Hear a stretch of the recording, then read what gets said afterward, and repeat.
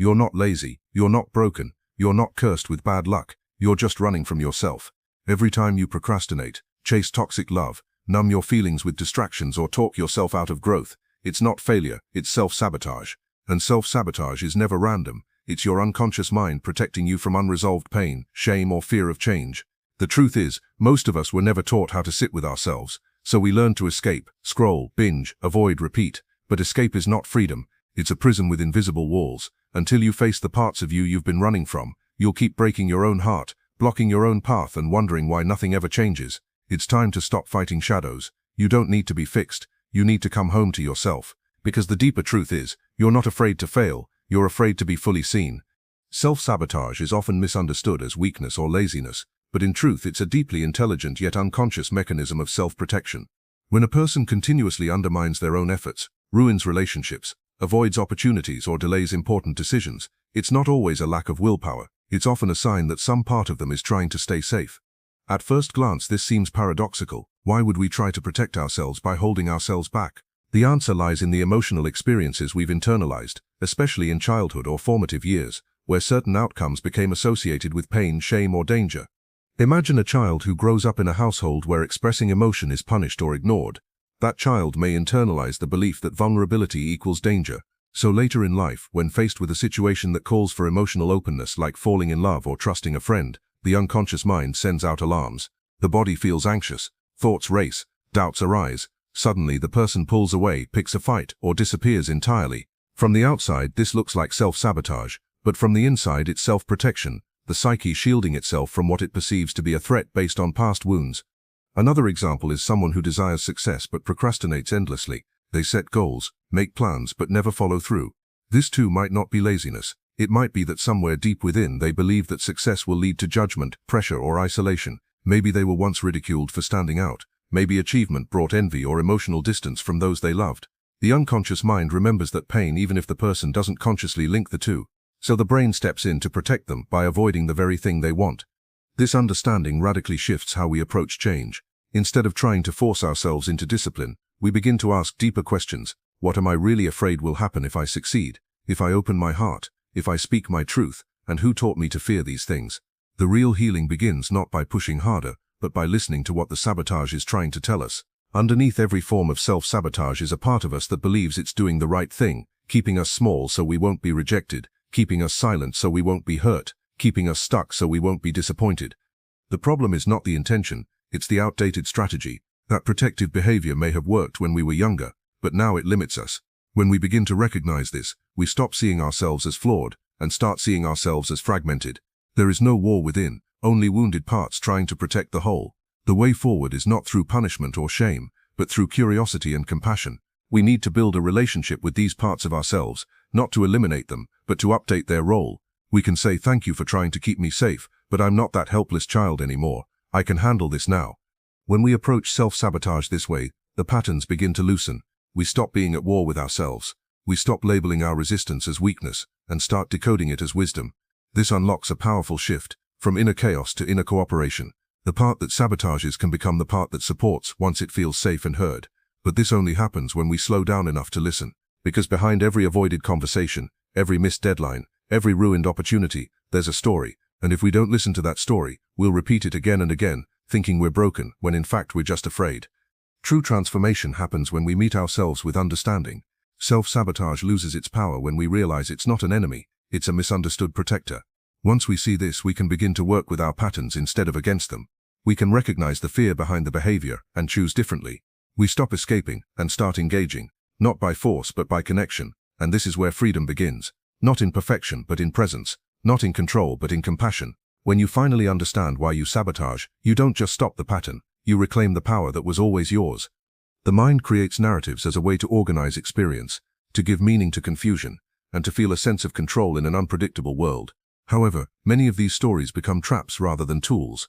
The second layer of self-sabotage lies in the beliefs and identities we've unconsciously built around pain and fear. We tell ourselves we're not good enough, not lovable, not capable, sometimes without even realizing that we're doing it. These narratives aren't born from truth but from trauma, shaped by what we felt, not what was objectively real. They become the lens through which we see ourselves and the world, and this lens quietly determines how we act, what we expect, and even what we allow ourselves to receive.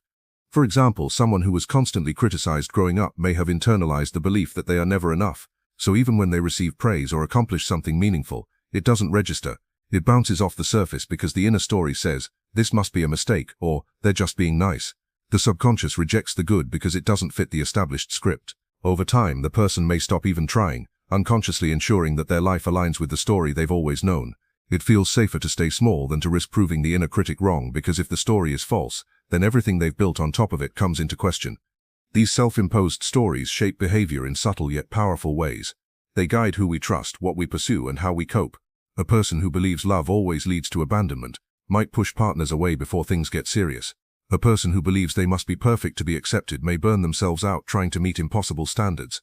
And a person who believes their voice doesn't matter may stay silent even when it's hurting them. These patterns become self-fulfilling prophecies, not because they are true, but because they are familiar. Breaking these cycles begins with awareness. You cannot change a story you don't know you're telling. Most people live in these mental narratives for so long they forget they're even stories. They start to see them as reality. So the first step is to question them. When you hear that inner voice saying you can't do this, or no one really cares, stop and ask, whose voice is that? When did I first hear that message? Is this truly mine, or did I inherit it from someone else's pain? The moment you begin to question the script, you create a gap between the story and your identity. That space is where healing begins. It's where you realize that you are not the voice in your head, you are the awareness that hears it. And from that space you can begin to write a new narrative. Not one built on fear but on choice. Not one shaped by the past but open to possibility. This process requires courage, because it demands you leave behind familiar suffering. For many people, the pain is more comfortable than the unknown. But if you want to grow, you must be willing to step into uncertainty. That means allowing yourself to imagine a new story, even if it feels unfamiliar at first. It means practicing new thoughts. Maybe I am enough. Maybe I don't have to earn love. Maybe I can speak and be heard. These aren't affirmations you force. They're truths you slowly begin to explore. Over time, they reshape your inner world. You also must begin to act in ways that support this new narrative. Change doesn't happen through thought alone. If you believe your voice matters, you must start using it. If you believe you deserve peace, you must start choosing it, even when chaos feels more natural. This is where many people falter. They wait until they feel ready, but readiness never comes. You build the new story, not by waiting for belief, but by taking aligned action until belief catches up. That's the paradox of transformation. You fake the story forward until it becomes real. Importantly, rewriting your story doesn't mean denying your pain or pretending everything is fine. It means giving yourself the compassion to understand where the old beliefs came from, and the permission to release them. It means grieving what was, even as you make space for what could be. Healing is not about erasing the past, but about freeing yourself from its grip. When you do that, the same experiences that once defined your limitations can become the soil for your strength. The most powerful shift you can make is to move from the story of survival to the story of creation. You are not just someone who endured. You are someone who now creates. You create boundaries, direction, meaning, and purpose. You are no longer at the mercy of what happened. You are now the author of what happens next. And once you reclaim that pen, your entire life begins to change. Not all at once, not without discomfort, but with integrity, with honesty, and with power, because the story that once kept you stuck can become the very one that sets you free if you're willing to rewrite it. Self-sabotage often disguises itself as logic. It wears the mask of being practical, careful, or realistic. But beneath that mask is often fear, and one of the most overlooked ways fear operates is through comfort. People assume sabotage is always loud, quitting things suddenly, burning bridges, making bad decisions impulsively. But often it's quiet. It looks like procrastination that never ends. It looks like staying in environments that drain you because they're familiar. It looks like repeating patterns that feel safe even when they're slowly breaking you down. The third layer of self-sabotage lies in the addiction to comfort and the fear of discomfort. We protect ourselves not by running, but by staying exactly where we are, even when it's killing our potential. Humans are biologically wired to seek stability. The nervous system learns from what it repeatedly experiences, and if dysfunction is what it knows, it begins to normalize it. Chaos can feel like home when that's what raised you. So when peace enters your life, it may actually feel boring or unsafe. You might start to stir things up again just to recreate the tension you're used to. This is not a conscious decision. It's a nervous system response that tries to restore equilibrium based on outdated programming. This is why people stay in toxic relationships, sabotage promising opportunities, or give up on themselves right when they're about to break through. Deep down, something whispers, this is unfamiliar, it's not safe, go back to what you know. Comfort becomes a prison disguised as freedom. It tells you, at least here you know what to expect. But the truth is, growth lives outside of the familiar, and for that you have to be willing to walk through discomfort. Not just once, but again and again. Most people don't fear failure. They fear the feelings that come with trying: vulnerability, uncertainty, exposure, the possibility of being seen and judged. So they stay in the shallow end of life where nothing hurts but nothing heals either. They choose numbness over aliveness, predictability over transformation. And this isn't just emotional, it's physical too. When you start doing something new that challenges your comfort zone, whether it's speaking your truth, setting a boundary, or chasing a dream, your body often rebels. You might feel anxious, shaky, tired, or even sick. That's your nervous system reacting to change. And if you don't understand what's happening, you might misinterpret that discomfort as a sign to stop. But it's not a warning, it's a recalibration. It's your system learning that this new experience, though unfamiliar, isn't dangerous, it's just different. This is where most people get stuck. They assume something is wrong because it doesn't feel good. But growth rarely feels good in the beginning. It often feels like breaking, like unraveling, like doubt and fear and second-guessing everything. But this is not the sign to retreat, it's the invitation to keep going, because on the other side of discomfort is a new baseline of truth, a new identity, a new level of trust in yourself, but you only reach it by staying present through the storm. To break this layer of self-sabotage, you have to develop a new relationship with discomfort. You have to stop asking, how can I avoid this, and start asking, what is this teaching me? Discomfort is not your enemy, it's your guide. It's where your false selves are stripped away, where your real values are revealed, where you build resilience not by avoiding pain, but by learning you can survive it.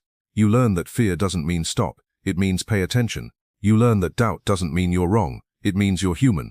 And you begin to see that the more you lean into the unknown, the more familiar it becomes.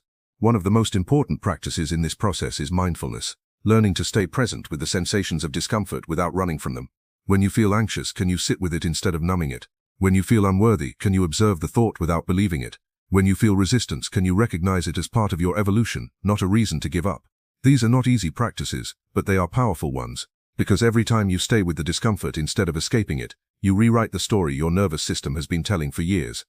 And you don't need to make giant leaps. In fact, small, consistent acts of courage are far more powerful than occasional breakthroughs. Speak up once when you'd normally stay silent. Rest when you'd normally push through. Say no even if your voice shakes. Move forward even if your legs tremble.